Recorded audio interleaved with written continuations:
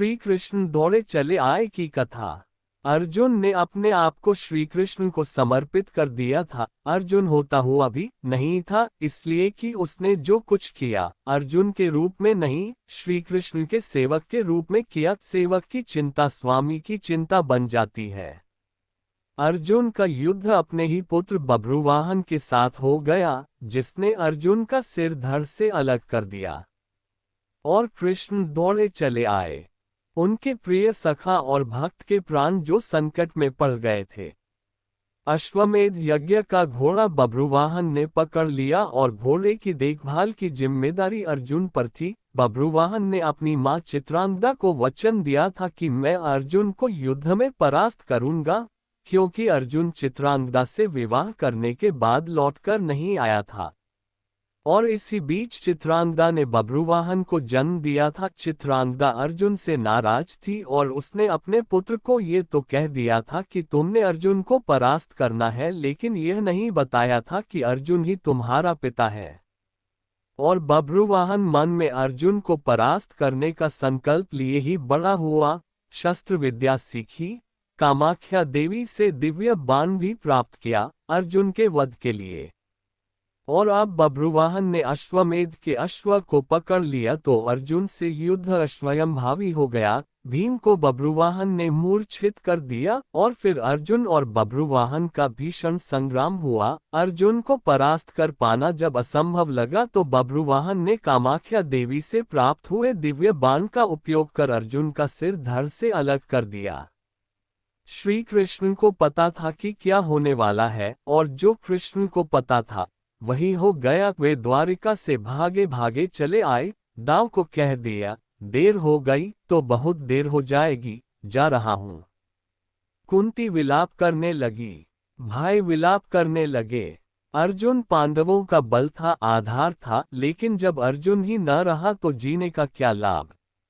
मां ने कहा, बेटा तुमने बीच मझधार में ये धोखा क्यों दिया। माँ बच्चों के कंधों पर इस संसार से जाती है और तुम मुझसे पहले ही चले गए, ये हुआ कैसे। ये हुआ क्यों। जिसके सखा श्री कृष्ण हो, जिसके सारथी श्री कृष्ण हो, वह यो निष्प्राण धरती पर नहीं लेट सकता।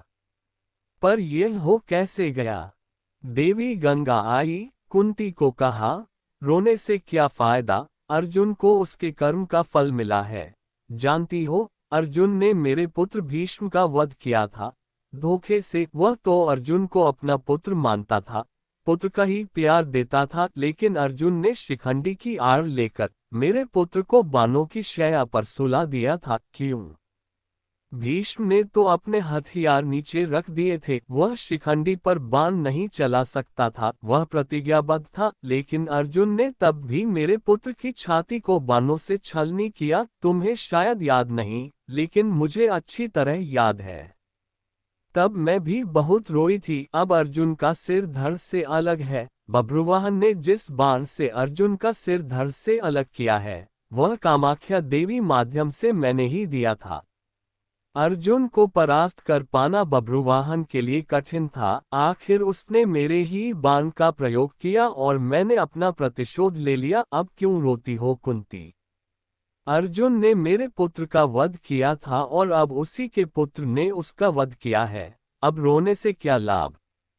जैसा उसने किया वैसा ही पाया, मैंने अपना प्रतिशोध ले लिया। और प्रतिशोध शब्द भगवान श्री कृष्ण ने सुन लिया। हैरान हुए। अर्जुन का सिर धड़ से अलग था और गंगा मैया भीष्म की मां अर्जुन का सिर धड़ से अलग किए जाने को अपने प्रतिशोध की पूर्ति बता रही हैं। श्री कृष्ण सहन नहीं कर सके। एक नजर भर अर्जुन के शरीर को, बुआ कुंती को, पांडु पुत्रों को देखा, बभ्रुवाहन और चित्रांगदा को भी देखा। कहा, गंगा मैया आप किससे प्रतिशोध की बात कर रही हैं। बुआ कुंती से, अर्जुन से, या फिर एक माँ से। माँ कभी माँ से प्रतिशोध नहीं ले सकती। माँ का हृदय एक समान होता है, अर्जुन की माँ का हो या भीष्म की माँ का। आपने किस माँ प्रतिशोध लिया है। गंगा ने कहा, वासुदेव। अर्जुन ने मेरे पुत्र का उस समय वध किया था जब वह निहत्था था, क्या यह उचित था? मैंने भी अर्जुन का वध करा दिया उसी के पुत्र से। क्या मैंने गलत किया? मेरा प्रतिशोध पूरा हुआ। यह एक माँ का प्रतिशोध है। श्री कृष्ण ने समझाया, अर्जुन ने जिस स्थिति में भीष्म का वध किया, वह स्थिति भी तो पितामह ने ही अर्जुन को बताई थी, क्योंकि पितामह युद्ध में होते तो अर्जुन की जीत असंभव थी।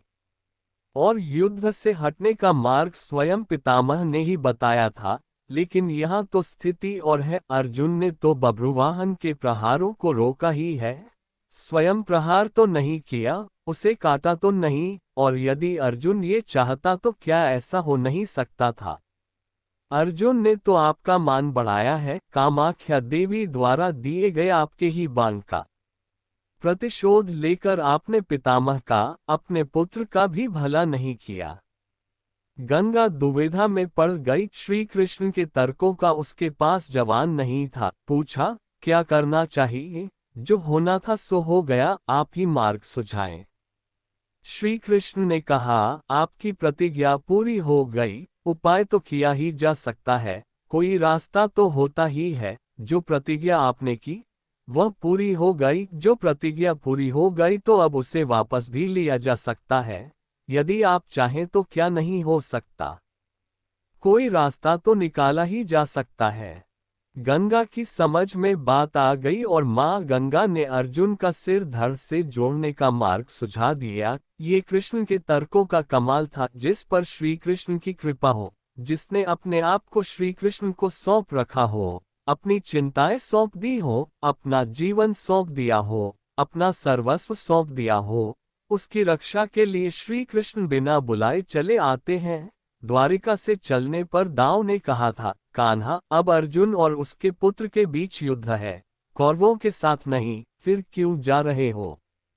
तो कृष्ण ने कहा था, दाव, अर्जुन को पता नहीं कि वह जिससे युद्ध कर रहा है वह उसका पुत्र है, इसलिए अनर्थ हो जाएगा, और मैं अर्जुन को अकेला नहीं छोड़ सकता। भगवान और भक्त का नाता ही ऐसा है, दोनों में दूरी नहीं होती, और जब भक्त के प्राण संकट में हो तो भगवान चुप नहीं बैठ सकते। अर्जुन का सारा भाव हो और कृष्ण दूर रहें, ये हो ही नहीं सकता। याद रखें, जिसे श्री कृष्ण मारना चाहे कोई बचा नहीं सकता, और जिसे वह बचाना चाहे उसे कोई मार नहीं सकता। अर्जुन और श्री कृष्ण हैं ही एक, नर और नारायण। इसी भगवान की वीडियो देखने के लिए सब्सक्राइब करें चैनल को और बेल आइकॉन दबाएं।